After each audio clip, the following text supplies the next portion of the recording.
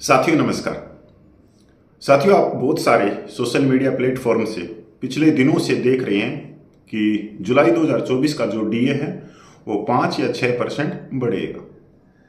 और मैं भी पिछले दिनों से कहता हूं कि नहीं, पहली बार ऐसा होगा कि पिछले सालों में सबसे कम डीए बढ़ेगा और केंद्रीय कर्मचारियों और पेंशनरों को अब तक का सबसे बड़ा झटका लगेगा, जबकि महंगाई दर आज आसमान भी छू रही है। ये सबके सामने एक बात तो यहां साथियों क्लियर होती है कि जो सोशल मीडिया प्लेटफॉर्म है वो बहुत ज्यादा झूठ का व्यापार करता है या गुमराह करता है, और खासकर जो कोट टाई वाले।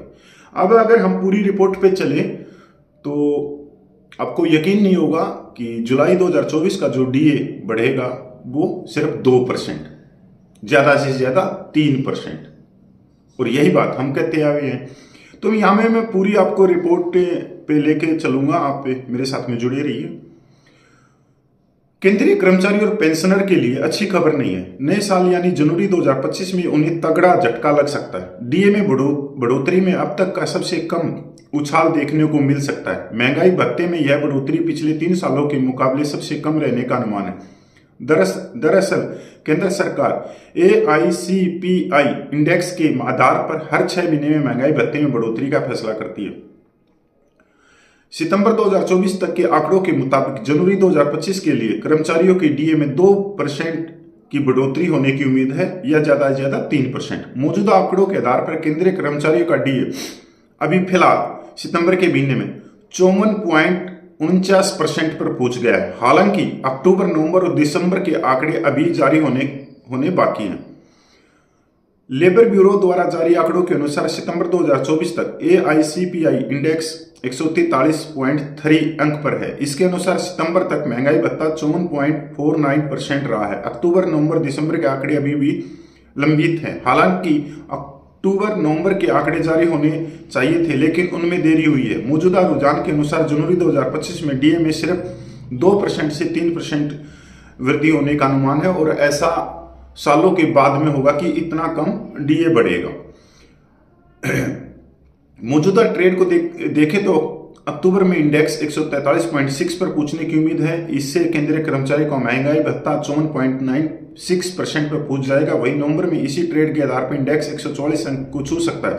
इससे महंगाई भत्ता 55.41% हो सकता है। साथ ही दिसंबर 2024 तक इंडेक्स 144.6 अंक का ट्रेंड दिखा रहा है। ऐसे में महंगाई भत्ता 55.91% रहने का अनुमान है। ऐसे में केंद्रीय कर्मचारियों को एक बार फिर 2% से 3% की बढ़ोतरी से ही संतोष करना पड़ सकता है या संतुष्ट होना पड़ सकता है। एक चीज तो यहाँ पे आप देखोगे कि जो सोशल मीडिया है वो किस तरह से केंद्रीय कर्मचारियों पेंशनरों को गुमराह करता है। और ये एक हो सकता है कि एक एजेंडा भी हो, जो कोट टाई पहन के आप लोगों को एक चश्मा लगाने का काम करते हैं आंखों पे, कि आप उस सपने में रहे कि आपका जो डीए है वो 6% बढ़ रहा है, 5% बढ़ रहा है, जिससे जो केंद्रीय कर्मचारियों की बड़ी बड़ी यूनियनें हैं, रेलवे की है, GCM है, वो आवाज ना उठा सके। तो ये भी एक होता है, कोई भी जब सरकार बैठती है तो बहुत सारी चीजें चलती रहती हैं, लोगों को अलग दिशा में लेके जाना, अलग तस्वीरें दिखाना।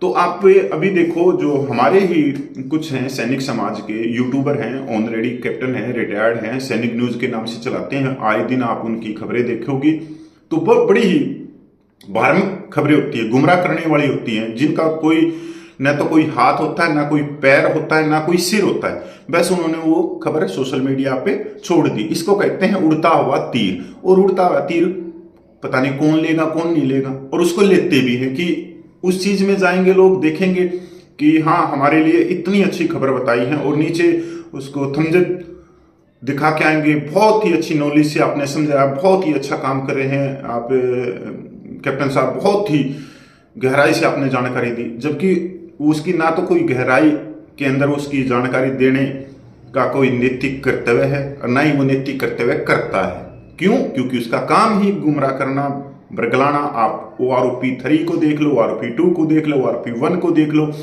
या डिसेबिलिटी पेंशन को देख लो, मिलिट्री सर्विस पे को देख लो। जब ये लोग कहते थे कि ओआरओपी में 8 से लेके 15,000 रुपये की बढ़ोतरी हो जाएगी, तो बढ़ोतरी आज देख रहे हो आपके अकाउंट में आ गई होगी कितनी बढ़ोतरी हुई।